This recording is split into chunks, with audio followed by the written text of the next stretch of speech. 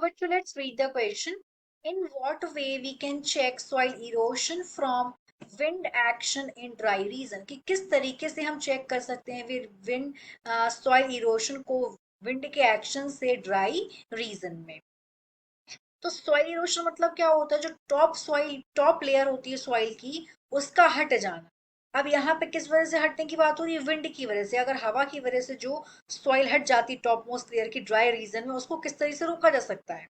Planting windbreaks like shrubs and trees can shield the soil from strong winds, reducing erosion.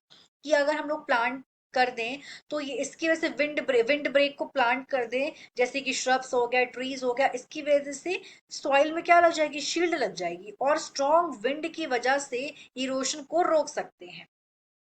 These barriers slow down wind speed and trap soil particles, preventing them from blowing away. कि इस type के जो barriers हैं, इन barriers की वजह से क्या होगा कि जो सॉइल इरोशन है उसको प्रिवेंट कर पाएंगे। अब ये जो विंड ब्रेक्स होते हैं, ये क्या होता है, ये फ्यू रोज होती है ट्रीज की और श्रब्स की, ये प्लांटेड किए जाते हैं बॉर्डर में क्रॉप फील्ड के, और ये जो हवा का डायरेक्शन होता है उसके राइट एंगल में किए जाते हैं। और इस टेक्निक की वजह से जो सॉइल इरोशन जो विंड की वजह से होता है वो बहुत हद तक वो रुक जाता है।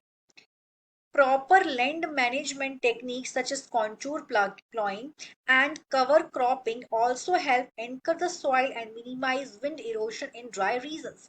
कि प्रॉपर तरीके से लैंड मैनेजमेंट टेक्निक जैसे कि कॉन्टूर प्लॉइंग हो गया और कवर क्रॉपिंग हो गया, ये भी हेल्प करते हैं सॉइल को मिनिमाइज करने के लिए। जो इरोशन होता है सॉइल में, विंड जो इरोशन होता है विंड की वजह से, जनरली जनरली जो ड्राई रीजन में होता है। तो समझते हैं कि कॉन्टूर प्लॉइंग क्या होता है। ये एक फार्मिंग टेक्निक प्रैक्टिस है।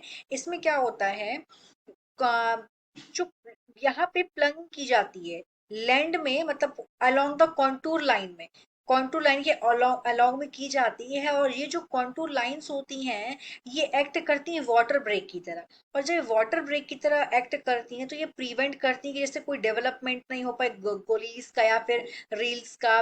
जब हैवी प्रेसिपिटेशन होता है, हैवी मतलब जो है, मतलब जब ज्यादा बारिश होती है। और दूसरा क्या है, यहाँ पे एक वर्ड और लिखा हुआ है, कवर कवर क्रॉपिंग। तो कवर क्रॉपिंग का मतलब होता है, ये क्लोज ग्रोइंग क्रॉप है। इसकी वजह से क्या होता है, सॉइल में प्रोटेक्शन होता है, सीडिंग प्रोटेक्शन होता है, और इस तरह के सॉइल में इंप्रूवमेंट होता है। जब नॉर्मल क्रॉप प्रोडक्शन होता है, उस जो पीरियड होता है नॉर्मल क्रॉप प्रोडक्शन के बीच का, उसमें इंप्रूवमेंट हो जाता है। तो यहाँ पे कवर क्रॉप, इसका मतलब होता है कवर क्रॉप। इसमें टर्निप और रेडिशेस होते हैं, इन लोगों को रोटेट किया जाता है, जिससे जो सॉइल है उसमें ब्लैंकेट बना रहा है इनका, टर्निप का, कभी रेडिशेस का, पूरे के पूरे साल भर तक। Hope you understood it well, all the best.